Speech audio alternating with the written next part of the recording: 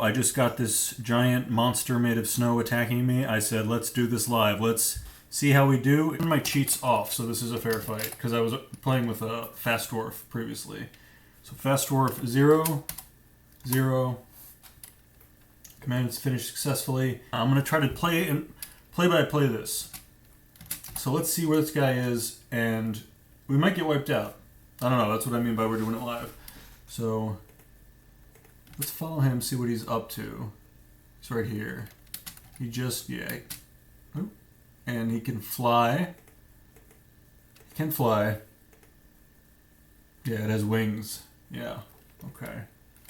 I'm not sure my archers are trained up enough, but let's try. Now that we have the save split, we can try a few things and just see how it goes. What happened? Do you get eaten by a cat? A cave crocodile? Oh, I'm sure that didn't happen. Let's see. Did he immediately die and get eaten by a cave crocodile? Because, yeah, look, I ordered fast. Okay, well. Alright, well, let's still make this a Dwarf Fortress video. What the heck was that? I have my settings. I can't believe that happened. Hard enemies. And that's been the first one. And he died. It seemed like he floated into a cave crocodile, which is now named. So I think that this cave crocodile literally just killed that snow beast immediately somehow. That is very weird. Leave in the comments if you know what the heck that was about. Because, yeah, it's usually, if you're new to this game, I'm sure none of you are, it's usually like a big fight. You lose like 15, 20 guys. It blasts for like several minutes. You have to do some tactics, and it literally floated out of existence unless it is hiding somewhere. But here, can we check this thing's kills? Look, holy, I'm going to screen cap that. This cave crocodile killed a forgotten beast. Alright, well now it becomes about capturing this crocodile, because that's amazing. There's your story, there's your scoop. Is normal cave crocodile took down forgotten beast in one strike. I wasn't even fast enough to see, yeah, no injuries or anything. I wasn't even fast enough. I was going to do play-by-plays, like, oh, this guy's fighting with a sword, he's doing a good job, he's getting hurt, now he's too hurt. I'm really blown away by that. That is pretty incredible. Alright, so this cave crocodile is probably terrified while in conflict, so literally, and afraid after experiencing trauma, so it killed it in one hit, and literally, it didn't even want to fight. Oh, I keep forgetting how to do this, hang on a sec. So, traps, cage traps, use whatever. I'm just going to try to get a lot of cage traps and see if I can get this thing captured. Maybe we can even train it. That's an incredible, and I think it said it was like 100 years old. That's incredible. The only danger is if it, I saw it run this way, is if it starts attacking things. But it seems to flee from dwarves. It doesn't want any conflict. That's awesome. Alright, we're going to keep an eye on that. Hopefully, is it a she yet? Hopefully, yeah, she.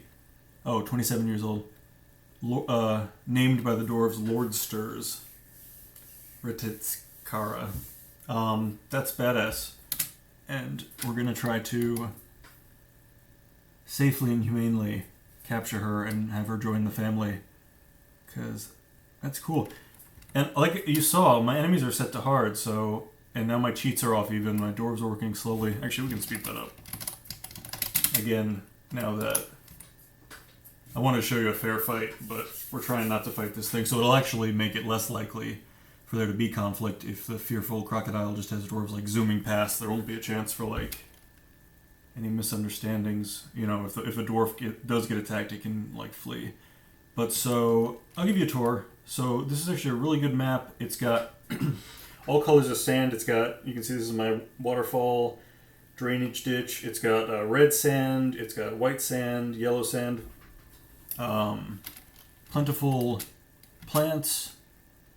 You can see happy population, partially from that waterfall. Oh, it also has a sky bridge.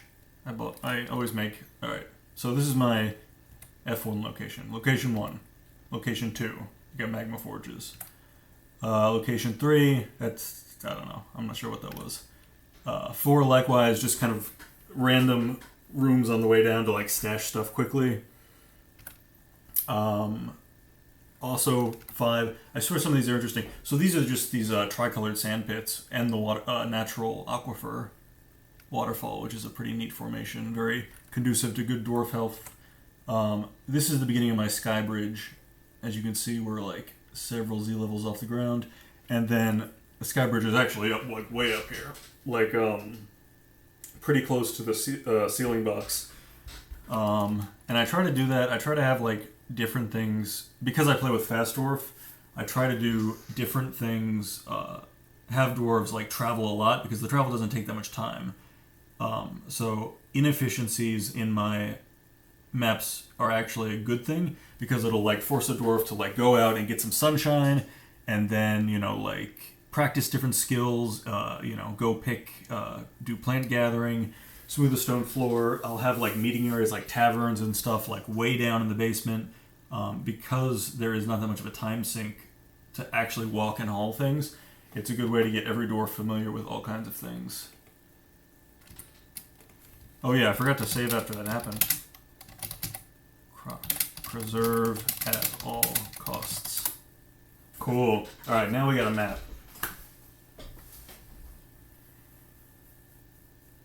I was still hoping to show you guys. I was thinking like a goblin siege, but I got a snow beast that died immediately.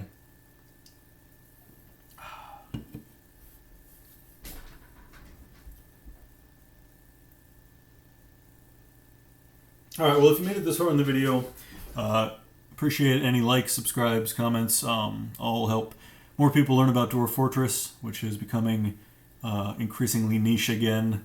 Not that that's a bad thing, but it's returning to just the really hardcore fans.